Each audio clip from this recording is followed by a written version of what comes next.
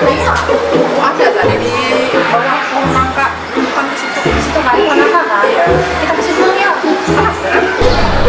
Masalah haji itu kan banyak ketakunan masyarakat nih. Jadi perlu juga kita nih mengadakan umur tahun penyuluhnya apa solusinya supaya semua ini rata sama kita nih dalam menyampaikan ke masyarakat. Ada nang abut tadi bebut jamaah haji. Jamaah nih ada yang hendak menarik tapi sarik-sarik sidin kalawasan menghadangi ya sidin nih. Sampai yang laki sidin ini sudah meninggal, kita tulak ada laki meninggal ya, lalu emosi benar tadi itu datang. Nah bagus saya tuh kita bapak panderan di bawah pohon situ sekali.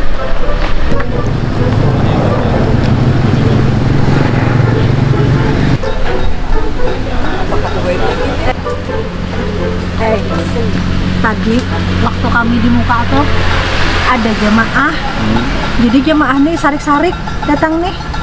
Sidin ini kan sudah mendaftar sing lawasan, mendaftarnya nah lawas benar sudah. Nah tahun 2022 tadi seandainya kadida pemotongan masuk sidin lawan lakinya ini nah sampai meninggal laki sidin itu tuh sidin kada tatulak laki meninggal. Nah lalu di masyarakat ini nah macam-macam pandirnya kayak tadi nah sidin tadi tak mencabut baru Pak Haji Rusdi kawan berkasnya. Jadi selain itu tuh pulang jamaah ini juga mengeluarkan kelelawasan bubuhan kita nih nah di sini nih masa tunggunya itu nah. Nah, jadi kita di masyarakat kena ditakuni orang kayak apa garang sebujurnya. Masalah yang masa tunggu lawan yang kayak yang tahun 2022 tadi kenapa jadi sampai kayak tertulak yang umur 65 tahun ke atas. Kasihan masyarakat. Memang kalau kita lihat kebijakan terbaru dari pemerintah Arab Saudi berkenaan dengan kondisi COVID-19 ini otomatis berpengaruh tentang kepada penyelenggaraan haji. Nah, salah satu diantaranya adalah jamaah haji yang berangkat pun dibatasi umurnya. Ini jadi polemik di masyarakat kita dan bisa kita menjelaskan bagaimanakah seharusnya jamaah haji yang berangkat itu di tahun 2022. Nah, kalau melihat kebijakan yang dikeluarkan oleh pemerintah Arab Saudi, mereka kelihatan lebih berhati-hati. Kalau diteruskan dengan kebijakan yang lama bahwa jamaah haji yang berangkat itu tidak memandang umur yang lebih dari 65 tahun, itu bisa berdampak nanti mereka kerepotan melayani mereka-mereka yang notabene banyak usia tua, yang banyak rentan dengan penyakit-penyakit bawaan.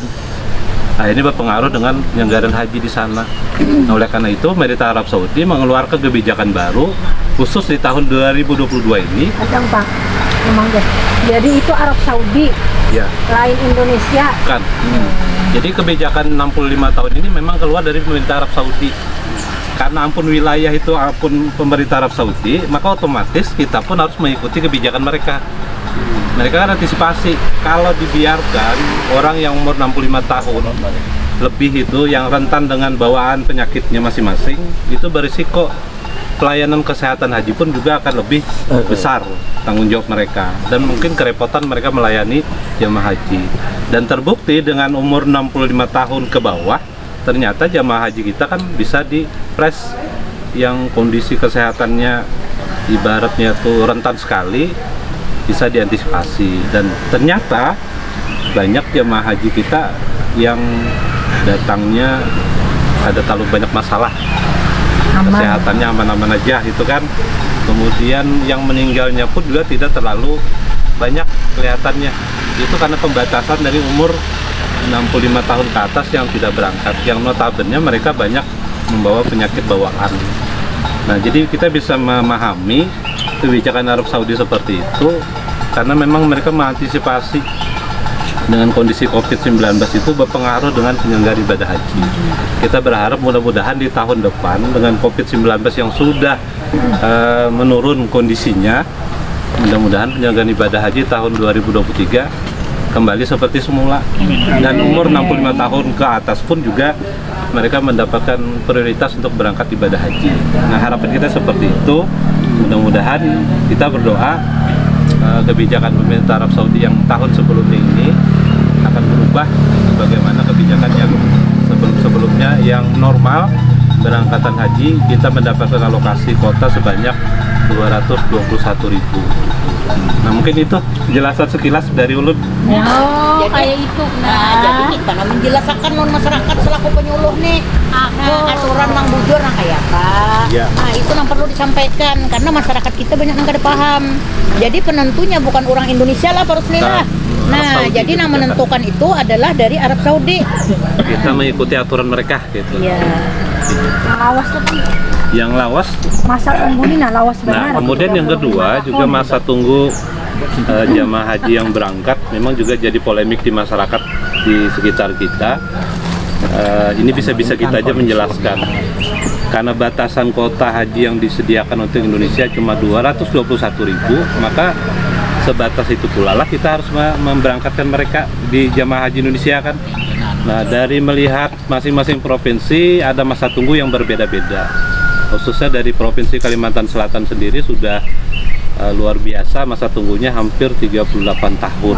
Ini juga berpengaruh kepada masyarakat yang sudah mendaftar haji.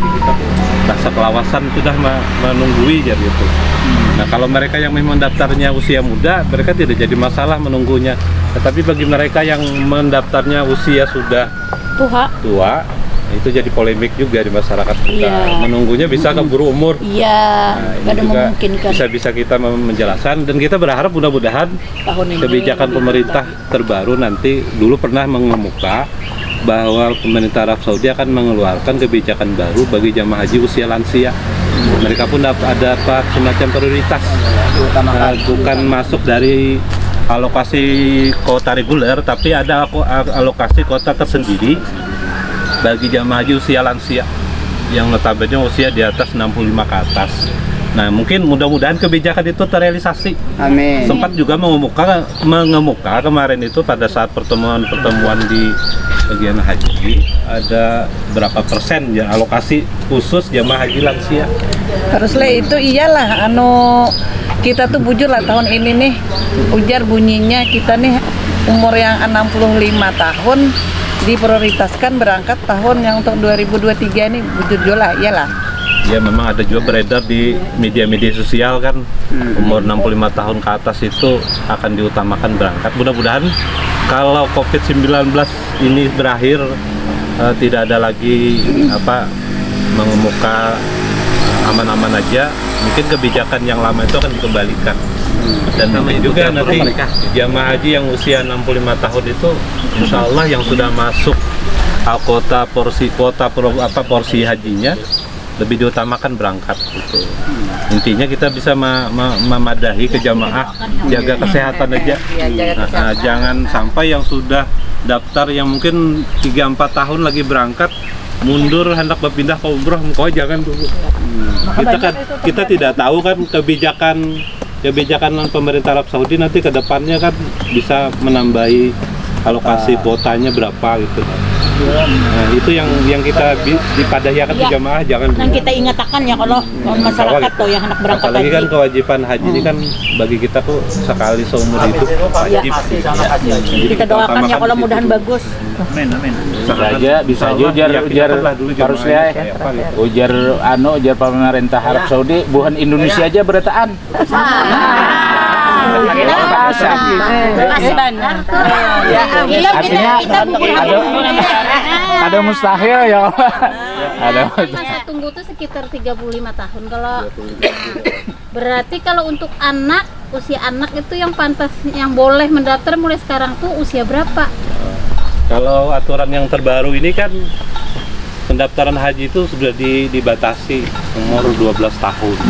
12 tahun ke atas boleh mendaftar. Nah, dulu kan sebelum ada kebijakan itu ada yang umur 4 tahun udah daftar gitu kan. Sekarang udah berubah kebijakannya, 12 tahun baru boleh daftar.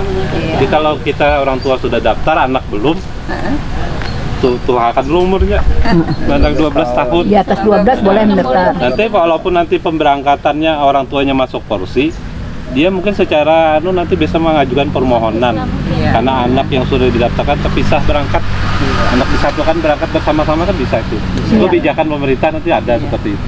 Termasuk juga yang suami istri yang terpisah pendaftarnya, karena kan bininya ada duit berdahulu mendaftar, lalu suaminya terdudi 2-3 tahun. Ketika si istri sudah masuk nomor porsinya, dia mau berangkat, suaminya sudah daftar, dia bisa mengusulkan supaya bisa berangkat bersama-sama. Nah, itu kebijakan dari pemerintah. Ada alokasi tertentu, biasanya diberikan nanti pada saat pelunasan tahap 1 selesai, tahap 2 selesai, ada sisa kuota baru dilimpahkan kepada siapa yang memohon, yang bisa muhrim dan lain sebagainya.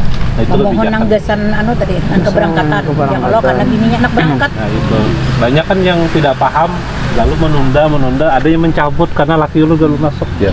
Laki lu belum daftar lagi. Padahal kita bisa mensiasati dengan cara seperti itu. Diberikan pemahaman kepada mereka, yang daftar aja dulu, insya Allah kau aja berangkat bersama-sama walaupun beda tahun waktu mendaftar.